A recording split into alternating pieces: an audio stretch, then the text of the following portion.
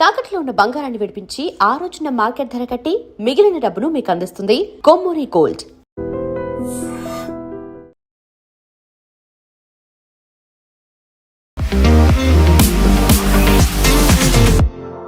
నమస్తే, నేను Kavitha. Welcome to iDream News and నిజాలు.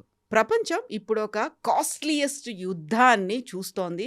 అందులో కూడా ఇరాన్ చాలా చిన్న దేశం, ఎక్కువగా ఆయుధ సామాగ్రి లేదు, తొందరగానే యుద్ధం ముగిసిపోతుంది అని ఇజ్రాయెల్, అమెరికా భావించినప్పటికీ ఎక్కువ సామర్థ్యం ఉన్నటువంటి మిసైళ్లని ఇరాన్ మీద ప్రయోగించాల్సినటువంటి పరిస్థితి వస్తోంది. ఇరాన్ మాత్రం చాలా సింపుల్గా డ్రోన్ టెక్నాలజీతోనో యుద్ధాన్ని కొనసాగిస్తోంది, అనుకున్న లక్ష్యాలని వెళ్తోంది. బట్ ఈ యుద్ధం ఎంతకాలం కొనసాగుతోంది? అల్టిమేట్గా ఎవరు విన్నర్ అవుతారు? మనతో పాటుగా ఉన్నారు సీనియర్ జర్నలిస్ట్ సురేష్ కొచ్చదిల్ గారు. సార్ నమస్తే. సో ఇరాన్ గురించి మాట్లాడుకున్నప్పుడల్లా ప్రతిసారి వినిపించింది ఇరాన్ దగ్గర చాలా ఆయుధ సంపత్తి తక్కువగా ఉంటుంది, తొందరగానే వాళ్ళు లొంగిపోతారు, బెండ్ అయిపోతారు అనుకున్నారు. బట్ ఈ పరిస్థితి చూస్తుంటే February 28న స్టార్ట్ అయింది, ఇప్పుడు మనం March 4th ఈవినింగ్ అయిపోతుంది. Still it is on. 5 days అయింది. ఎంతకాలం అవుతుంది? ఇది బహుశా ఇంకొక 2 వారాలు నడవచ్చు. 2 వారాలని ట్రంప్ చెప్తున్న 4 అంటున్నారు, 2 కావచ్చు అంటున్నారు. మీరు చెప్పినట్లు ఆల్మోస్ట్ ఒక వారం అయిపోయింది, ఇప్పుడు మొదలై రేపటికి 7వ రోజు అయిపోతుంది. కానీ యుద్ధాల్లో కొన్ని అమెరికా చేసిన కొన్ని తప్పులు అంటే వాళ్ళు క్యాల్కులేషన్ తప్పులు చేశారు. వాళ్ళేమనుకున్నారంటే ఫస్ట్ టైం ఈ 12 day వార్లో అప్పుడు కొట్టినప్పుడు B-2 బాంబర్స్ తీసుకొచ్చి కొట్టినప్పుడు న్యూక్లియర్ వీళ్ళది మొత్తం న్యూక్లియర్ అండ్ మిసైల్ ఫెసిలిటీస్ మొత్తం ధ్వంసమైందని చెప్పారు. మీకు గుర్తుంటుంది, బియాండ్ రిపేర్ అని చెప్పారు అప్పుడు. కానీ అది కాదు.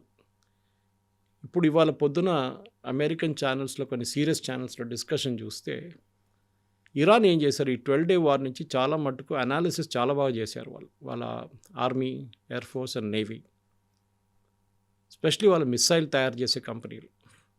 వాళ్ళేం నేర్చుకున్నారంటే ఇజ్రాయెల్ దగ్గర ఉన్నది ఎయిర్ పవర్, అది వాళ్ళ బెస్ట్. వాళ్ళు F-35 యూజ్ చేస్తారు. వాళ్ళు their pilots compared even US compare చేస్తే కూడా వాళ్ళ పైలట్స్ చాలా మంచి ఎక్స్పీరియన్స్ పైలట్స్ కూడా. వాళ్ళు రెగ్యులర్గా యుద్ధాలు ఉంటారు వాళ్ళు.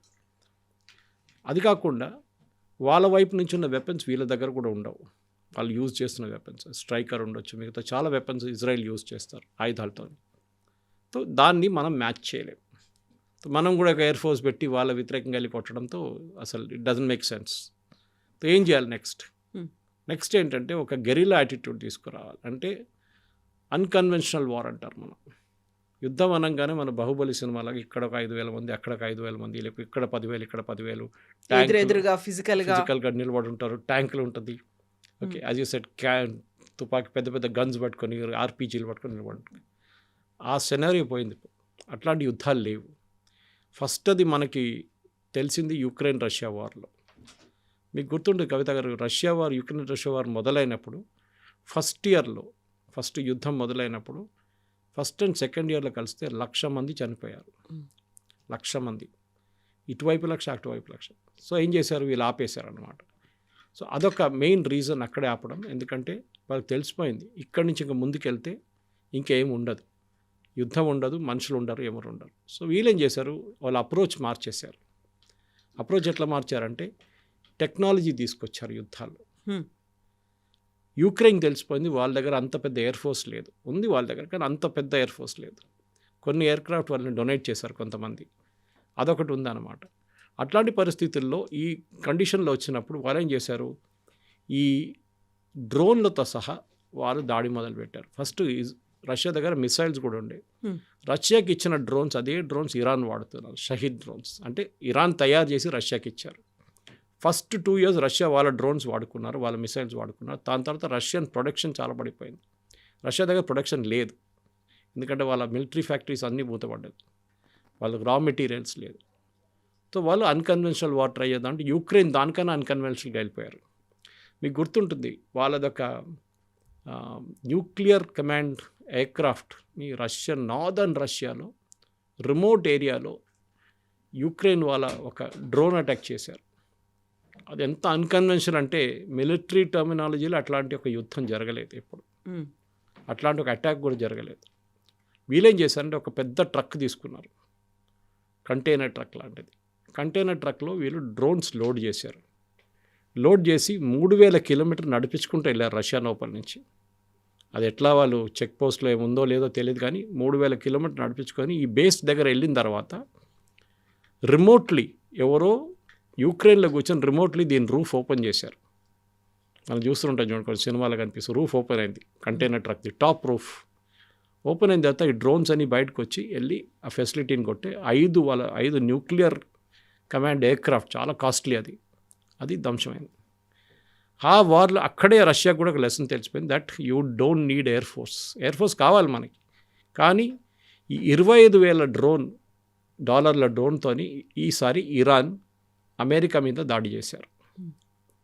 అమెరికన్ ఎంబసీ మీద, ముందు రియాద్, ఇవాళ పొద్దున యుఏఈలో. అటువైపు ఖతార్లో ఉన్న ఒక పెద్ద $1.2 బిలియన్ ఒక రాడార్ని కొట్టారు వీళ్ళు, ఇరాన్. అది కాకుండా ఒమాన్ అటాక్ చేశారు, Saudi Arabian oil refine Aramco attack చేశారు. ఇటువైపు ఖతార్ది గ్యాస్ ఫీల్డ్స్ అటాక్ చేశారు. నేను దీని సిగ్నిఫికెన్స్ మీకు ఎక్స్ప్లెయిన్ చేస్తాను. ముందు ఇది ఎందుకు ఎట్లా యూజ్ చేశారు, ఎక్కడ వాళ్ళు మిసైల్స్ వాడలేదు, డ్రోన్స్ వాడారు ఇరాన్. ఎందుకంటే వాళ్ళకి తెలిసిపోయింది ఇక్కడ మిసైల్స్ వాడితే మనకి ఇంత ఇంపాక్ట్ ఉండదు, డ్రోన్ వాడితే బాగుంటుంది.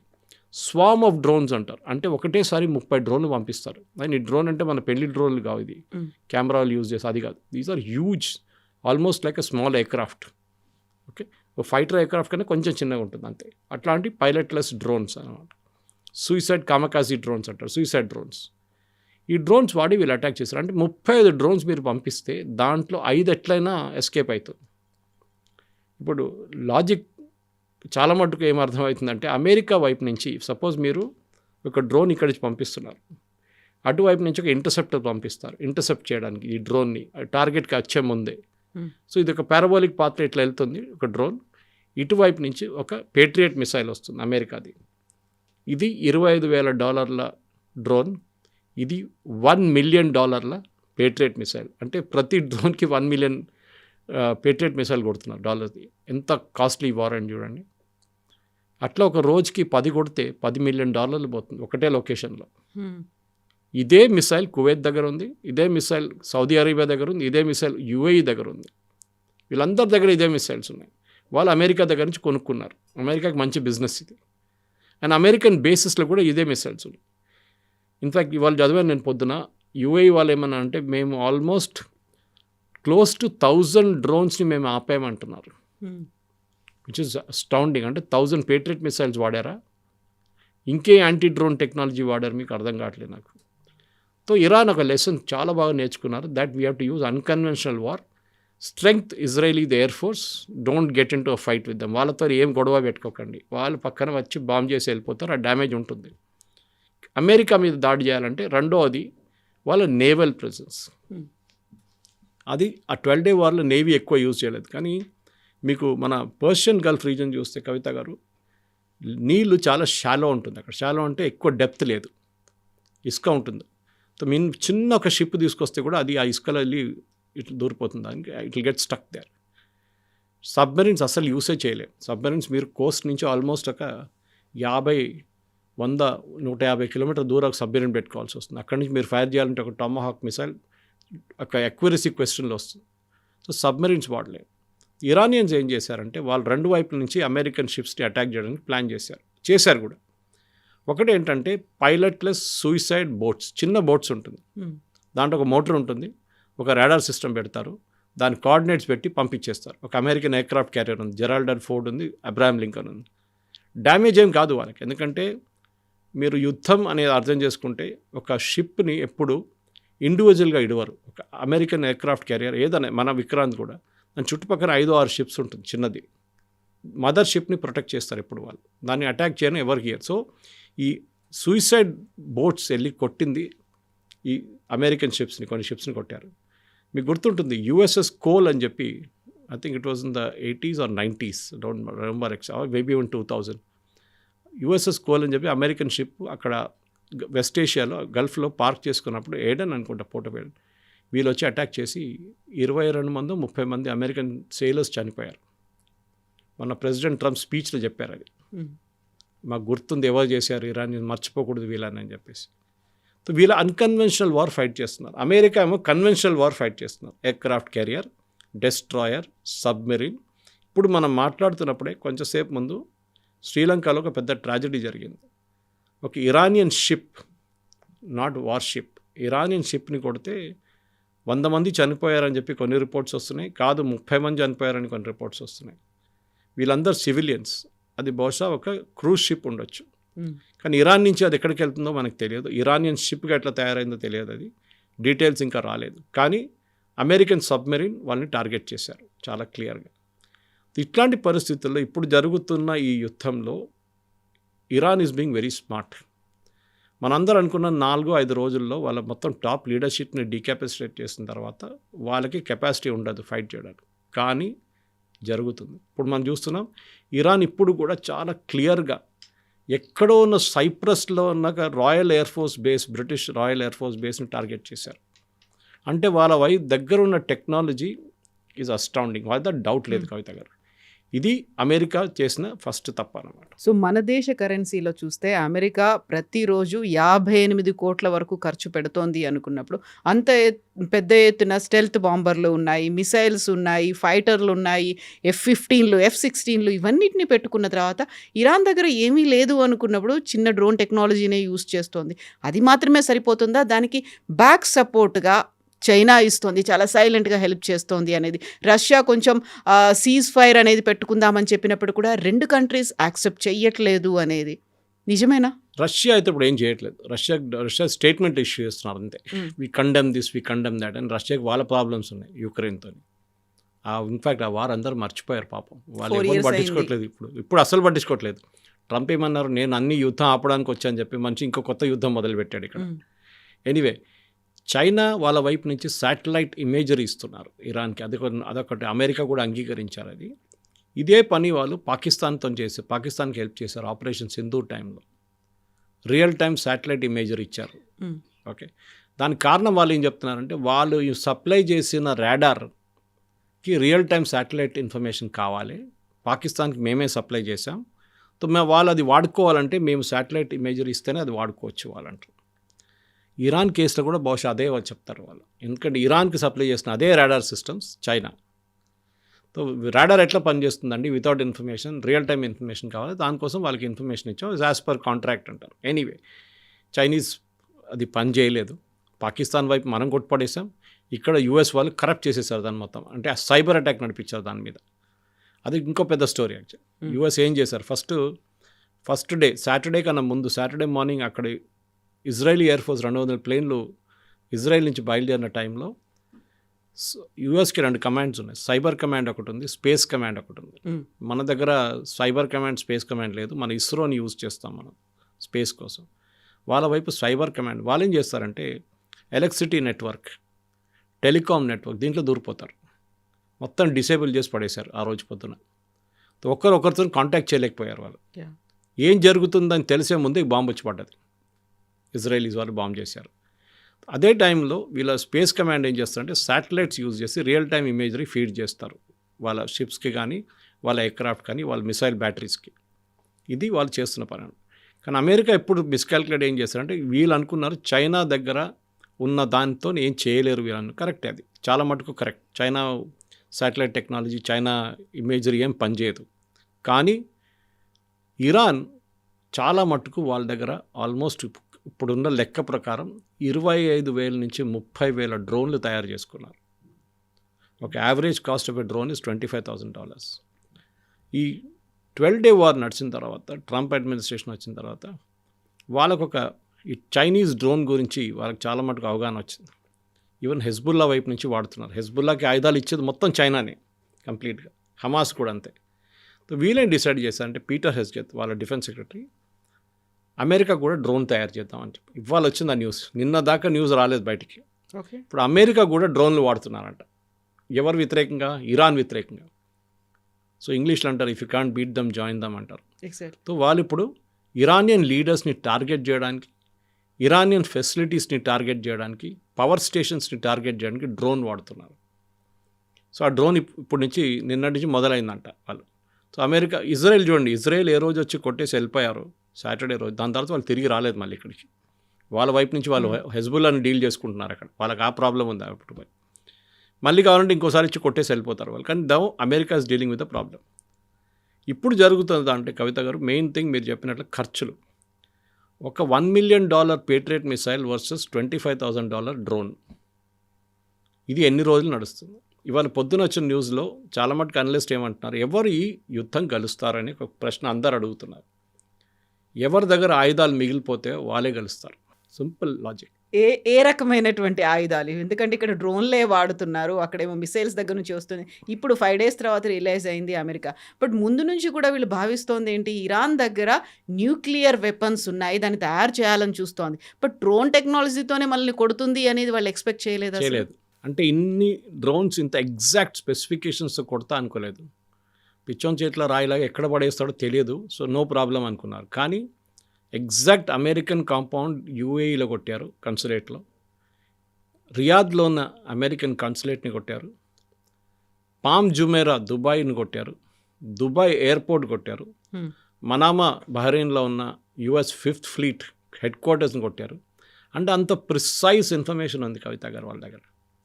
ఎందుకంటే మీరు డ్రోన్ అట్టు పంపించలేదు అట్లా, మీరు దాన్ని కీ చేసి దాని ఇన్ఫర్మేషన్ దాంట్లో లోడ్ చేసిన తర్వాతనే దాన్ని లాంచ్ చేస్తారు. తర్వాత అది చూసుకుంటుంది, దాని లోపల రాడార్ సిస్టమ్స్ ఉంటుంది, అది రీఓరియంట్ చేసుకుంటుంది, టార్గెట్ మూవ్ అయితే అది కూడా మూవ్ అవుతుంది దాంతోపాటు. ఇది ఇట్లా ఉంటే ఇంకొక వైపు ఇజ్రాయెల్ మీద మిసైల్ అటాక్ మొదలైంది. మీకు తెలుసుంటుంది, జెరూసలంలో 10 మంది చనిపోయారు, టెల్-అవీవ్లో కొంతమంది చనిపోయారు. దీంట్లో కూడా ఇప్పుడు ఇజ్రాయెల్ కూడా ఒక లెసన్ తెలిసిపోయింది. ఏంటి, ఈ డ్రోన్ వాళ్ళు పంపించే మిసైల్స్ని ఎందుకు మా Iron Dome, David Sling and Arrow systems అడ్డుకోలేకపోతున్నారని. ఇరాన్ దగ్గర 2 టైప్ మిసైల్ సిస్టమ్స్ ఉన్నాయి. ఒకటి సూపర్ సోనిక్, ఒకటి హైపర్ సోనిక్. దాంట్లో తెలిసిపోతుంది మీకు which is which. Supersonic sound, speed of sound, other is hypersonic. ఈ 2 మిసైల్స్కి ఒక బేసిక్ టెక్నాలజీ ఒకటి ఉంది. అంటే ఒక మోటార్ ఉంటుంది which is launching it like a rocket. మన దగ్గర ఇస్రో రాకెట్ లాంచ్ చేస్తే కానీ అందుకని చిన్నది ఉంటుంది. దీన్ని లాంచ్ చేసే టైంలో ఆ లాంచర్ నుంచి 17 times స్పీడ్ ఆఫ్ సౌండ్, మాక్ 17 అంటారు, MACH, ఆ సౌండ్ ఆ స్పీడ్లో ఈ రాకెట్ని లాంచ్ చేస్తారు. ఏది అట్మాస్ఫియర్లకి. So it will goes out of the atmosphere పైకి వెళ్ళి అక్కడి నుంచి కోస్టింగ్ ఫేస్ నుంచి వచ్చి లాస్ట్లో టార్గెట్ కన్నా 100 kilometers ముందు మళ్ళీ అట్మాస్ఫియర్లో రీఎంటర్ అయిన టైంలో దాని స్పీడ్ మళ్ళీ పెరుగుతుంది. The best part about Israel technologies, వాళ్ళ దగ్గర ఐరన్ డోమ్ ఉంది, డేవిడ్ స్లింగ్ ఉంది అండ్ పేట్రియట్ ఆరో. మూడు డైరెక్షన్లో పనిచేస్తుంది. ఒకటి 70 kilometers దాకా, ఒకటి 300 kilometers, ఒకటి 1500 kilometers. కానీ ఈ ఇరానియన్ మిసైల్స్లో ఏం చేశారంటే వాళ్ళు చాలా వాళ్ళ సైంటిస్ట్ని మెచ్చుకోవాలి. వాళ్ళు ఏం చేస్తారు, ఒక నాజిల్ పెట్టారు ముందు. ఆ నాజిల్ ఏం చేస్తుందంటే అది మూవ్ అవుతూనే ఉంటుంది. సో ఈ మిసైల్ కూడా మూవ్ అవుతూనే ఉంటుంది. It doesn't take a parabolic path. Same అదే డైరెక్షన్లో వెళ్ళకుండా. ఇప్పుడు మీరు పేట్రియట్ ఫైల్ చేస్తే అది ఒకటే యూని డైరెక్షన్లో వెళ్తుంది. ఇదేమో ఇక్కడ దాకా వచ్చి మళ్ళీ ఇక్కడికి వెళ్ళిపోతుంది, మళ్ళీ ఇక్కడికి వస్తుంది, మళ్ళీ ఇక్కడికి వస్తుంది. It takes a zigzag path. That ఇప్పుడు దాకా అమెరికా ఏమంటున్నారంటే వాళ్ళ దగ్గర అట్లాంటి వాళ్ళు దొరకలేదు వాళ్ళకి. కానీ they want to get a Iranian missile. ఏముంది దాంట్లో, వాళ్ళు ఏం చేస్తున్నారు? 1-2 టెల్-అవీవ్ దగ్గర దొరికింది, కానీ అది డ్యామేజ్డ్ కండిషన్లో ఉండే. కానీ ఎవరు తయారు చేశారు, కానీ వాళ్ళకి ఎవరు హెల్ప్ చేశారు? చైనా హెల్ప్ చేశారా? దీనికన్నా ముందు రష్యా వాళ్ళు బాగున్న టైంలో వాళ్ళు హెల్ప్ చేశారా? ఎవరో ఆర్ నార్త్ కొరియా? నా అంచనా ప్రకారం it is north Korea which gave them the technology. Okay, చాలా క్లియర్. దాంట్లో నార్త్ కొరియాకి ఏమో ఇచ్చారు, వీళ్ళు యురేనియం ఇచ్చి ఉంటారు, ఏదో ఇచ్చారు నార్త్ కొరియా దాని బదులు వాళ్ళకి. ఎందుకంటే పాకిస్తాన్ కూడా అదే చేశారు కదా. పాకిస్తాన్ కిమ్ జాంగ్ ఉన్ వాళ్ళ నాన్నగారు ఉన్న టైంలో ఆయనకి they gave him the rocket technology. Uranium ఇచ్చారు వాళ్ళు న్యూక్లియర్ ఫెసిలిటీ పెట్టుకోవడానికి. దాని తర్వాత న్యూక్లియర్ వెపన్స్ ఫెసిలిటీకి వచ్చారు ఏక్యూ ఖాన్ ఉన్న టైంలో Pakistan. In return north Korea వీళ్ళకి మిసైల్ టెక్నాలజీ ఇచ్చారు. వీళ్ళ దగ్గర ఉన్న మిసైల్స్ మీరు చూసుంటారు, షహీన్, బాబర్, ఇదాన్ని. అదే టైంలో ఇరాన్ దగ్గర ఉన్న మిసైల్స్ ఫతా-1, ఫతా-2 ఈజ్ 1 హైపర్సోనిక్, ఒకటి సూపర్ సోనిక్. ఈ మిసైల్స్తోనే వాళ్ళు ఇజ్రాయెల్ని కొడుతున్నారు. సో దానికోసం కూడా ఇచ్చింది అంటున్నారు. టర్కీ దగ్గర నుంచి కూడా వచ్చాయా ఇరాన్కి? ఎస్, టర్కీకి కూడా వచ్చి ఉంటుంది. కానీ టర్కీకి ఇరాన్కి ఎప్పుడు పడదు. 1 because of religion factor, Shias and Sunny's. So అది టర్కీ డౌట్ఫుల్ ఉంది. పాకిస్తాన్ వైపు నుంచి కూడా కొనలేదు వీరు, ఎందుకంటే అక్కడ కూడా షియా సున్నీ ప్రాబ్లం ఉంది. టర్కీ కన్నా నాకు ఎక్కువ డౌట్ ఉన్నది, టర్కీ ఇప్పుడే మొదలుపెట్టారు ప్రొడక్షన్ ఒక 5 సంవత్సరాల ముందు. బట్ ఇరాన్ వాళ్ళ దగ్గర 20 సంవత్సరాలు 15 సంవత్సరాల నుంచి టెక్నాలజీ ఉంది, డెవలప్ చేసుకుంటూ వస్తున్నారు, దాన్ని ఓకే. రీఫైన్ చేసుకుంటూ వస్తున్నారు. నా అంచనా ప్రకారం ఇట్ ఈస్ నార్త్ కొరియా. ఇప్పుడు ఖమేనీని కొట్టడానికి ఆయన దగ్గర ఉన్నటువంటి ప్రతి దాన్ని ట్రాక్ చేశారు, ఇంక్లూడింగ్ ట్రాఫిక్ సిగ్నల్ దగ్గర నుంచి అన్ని హ్యాక్ చేసి పెట్టుకున్న తర్వాత వీళ్ళ దగ్గర డ్రోన్ టెక్నాలజీ ఉన్నదనేది అండర్ ఎస్టిమేట్ చేశారా? అసలు దాన్ని కన్సిడర్ చేయలేదా? వాళ్ళ దగ్గర ఏమీ లేదు, ఈజీగా లొంగిపోతుంది అనేటువంటి భావనలోనే ఉండిపోయారు. అక్కడ ఫెయిల్యూర్ అనేది కనిపిస్తోంది. డెఫినెట్గా ఫెయిల్యూర్ ఉంది. ఎందుకంటే ఇవాళ అదే అమెరికన్ డిఫెన్స్ అనలిస్ట్ అదే అంటున్నారు, ఈవెన్ యుఎస్ కాంగ్రెస్లోనే కొంతమంది అంటున్నారు, వీ అండర్ ఎస్టిమేటెడ్ ఇరాన్. ఒకటి వాళ్ళు ఏమనుకున్నారంటే టాప్ లీడర్షిప్ని కొట్టేస్తే ఎవరు కమాండ్ చేయడానికి ఎవరు ఉండరు వీళ్ళ దగ్గర. కాదు, వీళ్ళ సెనారియో క్రియేట్ చేసుకున్నారంట ముందే. దానికోసం చూడండి, ఆయన రాసిపెట్టి వెళ్ళారు, నేను లేనప్పుడు ఎవరిని ఎట్లా ఎలక్ట్ చేయాలని చెప్పి ఒక ప్రొసీజర్ రాసిపెట్టి వెళ్ళారు ఖమేనీ. ఆ తర్వాత ఇప్పుడు వాళ్ళ అబ్బాయినే ఎలక్ట్ చేశారు. ఆయన ఎన్ని రోజులు ఉంటారో తెలియదు, ఇజ్రాయెల్ తీసేస్తారు ఒక్కొక్కసారి. అది Mustafa Khamenei. So Mustafa is that, but doubtful, ఆయన ఎక్కువ రోజు ఉండడు, ఇజ్రాయెల్ చూసుకుంటారు అది. బట్ పాయింట్ అది కాదు, ఎక్కడో వాళ్ళ దగ్గర చాలా మంచి డిసిప్లిన్ కమాండ్ పనిచేస్తుంది. మీకు ఎట్లా తెలుసు? ఈ $1.2 బిలియన్ ఒక రాడార్ డ్రోన్ ఖతార్ ఎయిర్వేస్లో కూర్చొని ఉంది. దానితోని వాళ్ళు 5,000 కిలోమీటర్ దాకా ఉన్న మిసైల్స్ని ట్రాక్ చేయొచ్చు. అది ఇప్పుడు డెస్ట్రాయ్ చేశారు వీళ్ళు. $1.2 బిలియన్. ఎట్లా తెలుసు అక్కడ ఉందనేది? So satellite imagery is one very important thing. China definite, yes. దాని తర్వాత దానికి కావాల్సిన టెక్నాలజీ ఎక్కడ, ఈ ఎయిర్ ఫోర్స్ బేస్కి వెళ్ళేటప్పుడు వాళ్ళు it's highly protected. American air Force base చాలా పెద్ద ఎయిర్ ఫోర్స్ బేస్, 8,000 మంది ఉంటారు దాంట్లో. వాళ్ళకి ఎట్లా వచ్చింది ఆ ఇన్ఫర్మేషన్? ఇది పెద్ద ఒక ప్రశ్న కవిత గారు. ఎందుకంటే ఆ ఇన్ఫర్మేషన్ ఒకటి, దెన్ ఆ ప్రిసైజ్ స్ట్రైక్ కొట్టిన దానికి మెచ్చుకోవాలి వాళ్ళు. అక్కడిక్కడ వెళ్ళి పడలేదు, కరెక్ట్గా కొట్టారు. నేను చెప్పాను చూడండి, అమెరికన్ ఎంబసీ కరెక్ట్గా టార్గెట్ చేశారు వాళ్ళు. దుబాయ్ ఎయిర్పోర్ట్ కరెక్ట్గా టార్గెట్ చేశారు. ఈవెన్ సౌదీ అరేబియాలో ఉన్న టార్గెట్స్, అరామ్కోని టార్గెట్ చేయడం అంత ఈజీ కాదు. Even it's heavily protected refinery, దాన్ని కూడా కొట్టారు వాళ్ళు. బహుశా ఎక్కువ రోజు ఉండలేరు, అదే ఒకటి ఉంటుంది. నేను చెప్పాను చూడండి, ఎవరి దగ్గర ఎక్కువ రోజు ఆయుధాలు ఉంటుందని. అది అమెరికా దగ్గర ఎప్పుడైనా కన్సిస్టెంట్ ఫ్లో ఉంటుంది. వాళ్ళ కాంట్రాక్టర్స్ చూసుకుంటారు, వాళ్ళు తయారు చేసి ఇస్తారు, వాళ్ళ ఫ్యాక్టరీస్ ఓవర్ టైం పనిచేస్తారు, ఏదైనా జరగచ్చు. కానీ ఇరాన్ ఏం చూపించారంటే మేము వెళ్తూ మిమ్మల్ని కూడా తీసుకెళ్ళిపోతామని చెప్పి వాళ్ళు చేస్తున్నారు చేస్తున్న దాంట్లో. బహుశా ఒక గ్రౌండ్ ఫోర్స్ ఆపరేషన్ జరుగుతూనే ఇరాన్లో ఒక మార్పు రావచ్చు. దానికి నిన్న రాత్రి నుంచి CIA, Central Intelligence Agency, Kurdistan Workers Party అని చెప్పి ఇరాన్లో ఇరాక్ బార్డర్లో కర్డిస్తాన్ గ్రూప్స్ ఉన్నారు. వాళ్ళు ఒక రెబెల్ గ్రూప్, వాళ్ళు ఎప్పటి నుంచో ఉన్నారు. వాళ్ళు అప్పుడప్పుడు దాడి చేస్తుంటారు. ముందు ఇరాక్ మీద చేస్తుంటే ఇరాన్ మీద చేస్తుంటే, అక్కడ సిరియా వైపు కూడా ఉన్నారు వాళ్ళు. అక్కడ వాళ్ళకి ప్రాబ్లం టర్కీతో ఉంది. వాళ్ళకి నిన్న ఒక 4 రోజుల నుంచి they are giving them training, ఆయుధాలు ఇస్తున్నారంట. అంటే వాళ్ళేమంటున్నారు, మీరు ఇరాన్లో దూరి ఇరాన్లో ఉన్న అసెట్స్ మీద కొట్టండి, మేజర్ అసెట్స్ మీద. పవర్ ప్లాంట్ ఉండొచ్చు, రోడ్ ఇన్ఫ్రాస్ట్రక్చర్ ఉండొచ్చు, బ్రిడ్జెస్ ఉండొచ్చు, ఆర్మీ ఇన్స్టలేషన్స్ ఉండొచ్చు, రెవల్యూషనరీ గార్డ్స్ ఉండొచ్చు, వీళ్ళందరినీ మీరు కొట్టండి అంట. కవిత గారు మనకు మాట గుర్తుపెట్టుకోవాలి, ఇరాన్ చేస్తున్న అటాక్ ఎందుకు చేస్తున్నారు? సౌదీ అరేబియా మీద, అరామ్కో మీద ఎందుకు అటాక్ చేశారు? వాళ్ళ ఆయిల్ ప్రొడక్షన్ ఆపేశారు కూడా వాళ్ళు. ఖతార్ మీద గ్యాస్ ప్రొడక్షన్ మీద కొట్టారు. ఎందుకు? ఖతార్ గ్యాస్ ప్రొడక్షన్ ఆపేశారు. స్ట్రైట్ ఆఫ్ హార్ముజ్ బంద్ చేసి పడేశారు. మైన్స్ పడేశారు అక్కడ. బేసిక్లీ తాళం వేయలేము కదా, మైన్స్ పడేశారు అక్కడ. దుబాయ్ ఎయిర్పోర్ట్ మీద దాడి చేశారు. ఎందుకంటే వాళ్ళు ఆయిల్ లేదు, ఎయిర్పోర్ట్ టూరిజం వాళ్ళది. నిన్న చూసుంటాం మరి, దుబాయ్ మాల్లో క్రౌన్ ప్రిన్స్ అందరూ తిరుగుతున్నారు. ఎందుకంటే that give a confidence that everything is okay అనమాట. అది అర్థం చేసుకోవాలంటే జియో పాలిటిక్స్లో ఒక చాలా పెద్ద ఎక్స్ప్లెనేషన్ దీనికి ఉంది. అమెరికాలో నంబర్ 1 ఇన్వెస్టర్ ఇప్పుడు అమెరికన్ స్టాక్ మార్కెట్స్లో, అమెరికన్ AI కంపెనీస్లో అందరికన్నా ఎక్కువ పెట్టుబడి పడేది ఈ GCC కంట్రీస్. సౌదీ అరేబియాకి ఒక ఫండ్ ఉంది, దుబాయ్కి దానికన్నా పెద్ద ఒక ఫండ్ ఉంది, ఖతార్ ఫౌండేషన్ ఉంది.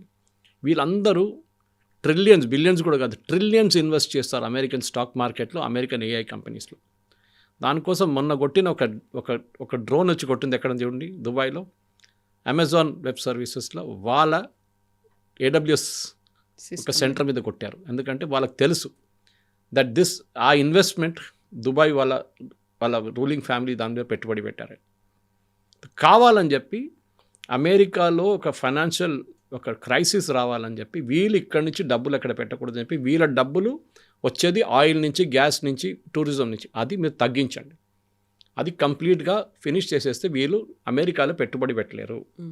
That is another thought process. కానీ అది కూడా ఎక్కువ రోజులు పనిచేయవు, ఎందుకంటే సేమ్ ప్రాసెస్. రేపు అన్ని గల్ఫ్ కంట్రీస్ కోపం వచ్చిందనుకోండి, అందరు కలిసి ఏం డిసైడ్ చేస్తారు, మనం అందరు కలిసి అటాక్ చేద్దాం ఇరాన్ అని. ఒకవైపు నుంచి అమెరికా కొడుతున్నారు, ఒకవైపు నుంచి ఇజ్రాయెల్ కొడుతున్నారు, మనం కూడా వెళ్ళి కొడదాం బాంబేలు. అది బహుశా జరగవచ్చు, కానీ ఇప్పుడు జరగట్లేదు. ఎందుకంటే ఎండ్ ఆఫ్ ద డే ఒక ఇస్లామిక్ కంట్రీ ఇంకో ఇస్లామిక్ కంట్రీ మీద యూజువలీ దాడి చేయరు. అది ఒక్కొక్కటే కాన్ఫిడెన్స్ ఉంది ఇరాన్కి. బట్ ఇరాన్ చేస్తోంది కదా ఆ పని. ప్రొవోక్ చేస్తున్నారు. మీరు అర్థం చేసుకోండి, వాళ్ళ సైకాలజీ అర్థం చేసుకోండి. మీరు చాలా సైలెంట్గా కూర్చుంటారు. మిమ్మల్ని వచ్చి నేను తిడతాను, 2 సార్లు తిడతాను, 3 సార్లు మీరు క్వైట్గా ఉంటారు. కొంచెంసేపు తర్వాత నేను ఒక రాయి చేసి కొడతాను, అప్పుడు మీకు కోపం వస్తుంది. అప్పుడు మీరేం చేస్తారు, మీరు పక్కన ఉన్న 10 మందిని తీసుకొచ్చి నన్ను కొడతారు. ఇది జరుగుతుంది ఇరాన్లో. They are trying to provoke. రండి మమ్మల్ని అటాక్ చేయండి, మమ్మల్ని అటాక్ చేయండి. ఎవరిని అటాక్ చేస్తారు? ఇరానియన్ సిటిజన్స్ మీద అటాక్ చేస్తారు. ఇరాన్లో ఉన్న ప్రజల మీద అటాక్ చేయాల్సి వస్తుంది, ఎందుకంటే అక్కడ ఒక స్ట్రక్చర్ లేదు. ఇప్పుడు అటాక్ చేయాలంటే ఏదో ఒక ముల్లానో మౌల్వీనో పట్టుకోవాలి. వాళ్ళకుంటే వాళ్ళ చుట్టుపక్కల ఉన్న కాలనీ వాళ్ళు ఉంటారు, వాళ్ళు మన ఒక 5, 50, 100 మంది చనిపోతారు. అప్పుడు ప్రజల కోపం సౌదీ అరేబియా మీద వస్తుంది, ప్రజల కోపం యుఏఈ మీద వస్తుంది. అప్పుడు ఏమవుతుంది, గవర్నమెంట్ దగ్గరకు ప్రజలందరూ వచ్చేస్తారు. దే ర్యాలీ అండర్ ఫ్లాగ్ అంటారు ఇంగ్లీష్లో. వాళ్ళకి సపోర్ట్గా వస్తుంది. Death to America, death to Israel అంటారు. మళ్ళీ అది రివైవ్ అవుతుంది ఆ స్లోగన్ అనేది. It's exactly what they want. వాళ్ళకి ఏంటంటే ఇట్లాంటి ప్రొవోక్ చేసి లాస్ట్లో ఇరాన్ మీద దాడి చేస్తే, ఎస్పెషలీ గల్ఫ్ నేషన్, వాళ్ళకి అమెరికాతో ఇజ్రాయెల్తో వాళ్ళకి ప్రాబ్లం లేదు, అది రెగ్యులర్గా నడుస్తూ ఉంటుంది. కానీ ఏ రోజు సౌదీ అరేబియానో, యుఏఈనో, ఖత్తర్నో, లేకుంటే బహ్రెయిన్ వీళ్ళ మీద దాడి చేస్తే ఆ రోజు ఇరాన్ వాళ్ళ ప్రజల దగ్గర అంటారు, చూడండి మన వాళ్ళే మనల్ని కొట్టారు, మీరు మర్చిపోకూడదు వీళ్ళని, వీళ్ళ మీద మనం దాడి చేయాల్సిందే. రేపు ఒక సెట్ ఆఫ్ సూసైడ్ బాంబర్స్ కూడా తయారవుతారు. కావాలంటే గల్ఫ్ మొత్తం కంప్లీట్లీ నాశనం అయిపోతుంది. టూరిజం పోతుంది, గ్యాస్ ప్రొడక్షన్ ఫెసిలిటీస్ పోతుంది, ఆయిల్ ప్రొడక్షన్ తగ్గుతుంది. ఇది ఇరాన్ది లాంగ్ టర్మ్ స్ట్రాటజీ అన్నమాట. వాళ్ళు సక్సీడ్ అవుతారా లేదా అనేది ఒక పెద్ద ప్రశ్న. కానీ ఇప్పుడు చూస్తే అమెరికన్ అనలిస్ట్ కూడా అదే అంటున్నారు. ఒకటి economic warfare, second defence warfare, మూడోది ఇన్ఫ్రాస్ట్రక్చర్ వార్ఫేర్. డీసాలినేషన్ ప్లాంట్స్ మీద కొడుతున్నారు కవిత గారు ఇరాన్. ఎక్కువ న్యూస్లో రాలేదు. సౌదీ అరేబియా దగ్గర ఇప్పుడు కూడా డీసాలినేషన్ అంటే సీ నుంచి వాటర్ తీసుకొచ్చి దాన్ని ప్యూరిఫై చేసి డ్రింకింగ్ వాటర్ చేస్తారు. ఇప్పుడు కూడా సౌదీ అరేబియా దగ్గర మోస్ట్ ఆఫ్ ద నేషన్ గల్ఫ్లోనే 4 వారాలు డ్రింకింగ్ వాటర్ ఉంటుంది వాళ్ళ దగ్గర. మీరు ఒక 100 డీసాలినేషన్ ప్లాంట్ కొడితే అది 2 వారాలకి తగ్గిపోతుంది. మళ్ళీ మీరు ఇంకో 50 మీద కొడితే అది వారానికి వచ్చేస్తుంది నీళ్ళు. ఆలోచించండి క్రైసిస్ ఎక్కడికి దాకా వస్తుంది అనేది. అప్పుడు అక్కడ ఉన్న ప్రజలు ఏం చేస్తారు, పారిపోతారు. ఎవరు వీళ్ళందరూ? బయట నుంచి వచ్చిన ఎక్స్పాట్రియేట్ వర్కర్స్. వాళ్ళంటారు మాకు ఉండడానికి ఇది లేదు, సేఫ్టీ లేదు, తాగడానికి నీళ్ళు లేవు, మేమెందుకు ఉండాలని వెళ్ళిపోతారు. అప్పుడు వాళ్ళ ఎకానమీ మొత్తం పడిపోతుంది. వాళ్ళ కన్స్ట్రక్షన్ సెక్టర్ కానీ, వాళ్ళ ఇన్ఫ్రాస్ట్రక్చర్ సెక్టర్ కానీ, ఏదైనా పని నడుస్తుంది మొత్తం ఆగిపోతుంది. ఒక రకంగా మైండ్ గేమ్ ప్లే చేస్తుంది. Exactly, use the right word. సైలెంట్గా ఒక స్ట్రాటజీని ప్లే చేస్తుంది. ఇవన్నిటిని సిఐఏ కానీ మొసాద్ కానీ ఐడెంటిఫై చేయలేదు. వాళ్ళు చేసిన తప్పు ఏంటంటే వాళ్ళు అనుకున్నారు దీని థాట్ ప్రాసెస్ అంతా ఖమ్నేయి దగ్గర ఉంది, ఇంకెవరు ఇరాన్లో ఆలోచించట్లేదు. ఆయనతో పాటుగా చాలా మంది పోయారు కాబట్టి స్ట్రాటజీ అంతా everything will go with them అని. కానీ వీళ్ళు మర్చిపోతున్నారు Iran is a highly literate country. అక్కడ నేను చెప్పాను బహుశా దీనికన్నా ముందు, మహిళలకి అక్కడ 99% లిటరసీ ఉంది అక్కడ మహిళలకి, విచ్ ఇస్ వెరీ చాలా యూనిక్ ఒక ఇస్లామిక్ కంట్రీకి. అది కూడా ఎంత నెక్స్ట్ షరియా లా ఉన్న కంట్రీలో. ఆఫ్ఘనిస్తాన్ వైపు చూడండి, అక్కడ అమ్మాయిలు కాలేజ్కి అంటే స్కూల్కి అంటే ఎక్కడ వెళ్ళనియరు అక్కడ, కానీ ఇక్కడ వెళ్ళనిస్తారు వాళ్ళు. తెహరాన్ యూనివర్సిటీ కానీ మిగతా వాళ్ళు ఈవెన్ మెడికల్ ఫెసిలిటీ, వాళ్ళ health care is very good. And ఆ మహిళలు కూడా చాలా కీలకంగా క్రూషియల్ రోల్ ప్లే చేస్తున్నారు, ఇండైరెక్ట్గా ప్లే చేస్తున్నారు అనేది న్యూస్. కరెక్ట్. ఇప్పుడు అర్థం చేసుకోవాలంటే then there is a third element no which is technology. అంటే వాళ్ళ దగ్గర కాసిం సులేమానిని చంపిన తర్వాత కూడా కాసిం సులేమాని సెటప్ చేసిన ఆ టెక్నాలజీ బ్యాక్ బోన్ ఇరాన్కి చాలా పనికొచ్చింది. వాళ్ళు అనలైజ్ చేసుకున్నారు. వాళ్ళ దగ్గర ఎన్ని రోజులు నేను చెప్పినట్లు ఈ మిసైల్స్ ఉంటుందో, ఈ డ్రోన్స్ ఉంటుందో అని చెప్పలేము, కానీ they stood up and fought. అది మనం అమెరికా కూడా ఇప్పుడు అప్రిషియేట్ చేస్తున్నారు. మేము అండర్ ఎస్టిమేట్ చేసాం, ఎస్, కానీ మేము ఇప్పుడు మార్పులు తీసుకొస్తున్నాం. ఆ కొట్టువైపు Saudi Arabia, UAE, Qatar, Bahrain వీళ్ళందరూ ఏమంటారు, మేము ఎప్పుడు ఊహించలేదు మా మీద దాడి చేస్తారని. ఇప్పుడు మా మీద దాడి చేశారు, మమ్మల్ని ఇప్పుడు ఏం చేయమంటారు, మేము దే ఆర్ నాట్ రియాక్టింగ్. చూడండి, వాళ్ళు ఎవ్వరూ రియాక్ట్ కావట్లేదు. వాళ్ళు చెప్తున్నారు స్టేట్మెంట్, ఖతార్ అన్నారు we will not take this lying down. ఏం చేస్తారండి మీరు రేపు అటాక్ చేస్తే ఇరాన్, వాళ్ళు మీ మీద ఒక 50 మిసైల్ పడేస్తారు, 50 డ్రోన్లు పడేస్తారు, ఏం చేస్తారు? మీ మొత్తం మీ ఇన్ఫ్రాస్ట్రక్చర్, నేనైతే ఎట్లయినా పోయాను, నిన్ను కూడా ముంచేస్తానని చెప్పి అది చేస్తారనమాట. అది ఇప్పుడు స్ట్రాటజీ. బహుశా నెక్స్ట్ 3-4 డేస్లో మనం మాట్లాడుతున్న ఇట్స్ డైనమిక్ ఎవాల్వింగ్ సిచ్యువేషన్. మనం ఇవాళ సాయంత్రం రికార్డ్ చేస్తున్న కాదు, ఇవాళ రాత్రి దాకా సిచ్యువేషన్ మారిపోవచ్చు. కానీ the basic line of the story is, అది అంటారు never under estimate your enemy. Exactly. అది ఇజ్రాయెల్ అండ్ అమెరికా చేసిన తప్పు. ఇజ్రాయెల్ కన్నా ఎక్కువ అమెరికా. ఇజ్రాయెల్ వాళ్ళకి కావాల్సిన చేసేసారు, which is decapitating the regime, top level తీసేశారు. దాని తర్వాత వాళ్ళు వెళ్ళిపోయారు. అమెరికాకి లార్జర్ ఇంట్రెస్ట్ ఆయిల్, వాళ్ళకి కావాల్సింది ఇరానియన్ ఆయిల్. అది ఇప్పుడు దొరకకపోవచ్చు. అండ్ ట్రంప్ కూడా వాళ్ళకి స్టేట్మెంట్ ఇచ్చారు, రేజా పాల్వి జూనియర్ మాకు అక్కర్లేదు, is a very good guy, but I want somebody from with in the establishment. ఎక్కడున్నా అదే రూలింగ్ ఎలీట్ నుంచి నాకు ఎవరో ఒక లీడర్ కావాలి. అది ఎవరు తయారవుతారో మనకు తెలియదు. కాస్ట్లీయెస్ట్ మాత్రమే కాదు, మోస్ట్ ఇంట్రెస్టింగ్ కూడా ఉంది. చాలా ఇంట్రెస్టింగ్. మీరు అనలైజ్ చేస్తే ప్రతి దానికి ఏదో మనం అది ఏదో అన్నీ ఐసోలేటెడ్గా జరుగుతున్నాను, కానీ if you connect the dots, exactly, there is a very very solid strategy behind it. And Iran ఎక్కువ మాట్లాడలేదు. మీరు చూసారా, ఆ రోజు వాళ్ళ మీద జరిగిన దాడి తర్వాత మేము వాళ్ళని చంపేస్తాం, వీళ్ళు చంపేస్తాం, వాళ్ళు చేస్తాం, ఇది చేస్తాం, ఎవ్వరు మాట్లాడు. The president is still alive. ఆయన కూడా స్టేట్మెంట్ ఇవ్వట్లేదు. వాళ్ళు కావాల్సిన పని చేసుకుంటూ వెళ్తున్నారు. బహుశా ఒక సింకింగ్ షిప్, ఎస్, కానీ అట్ ద సేమ్ టైం వాళ్ళు నిలబడి కొట్లాడి ఫైట్ చేశారు చూడండి, అది మనం మెచ్చుకోవాలి. That is something that America ఇప్పుడు కాదు, ఇంకా నెక్స్ట్ వచ్చే యుద్ధాలు కూడా అమెరికా అది గుర్తుపెట్టుకుంటారు. Thank you so much. Thank you very much. Thank you.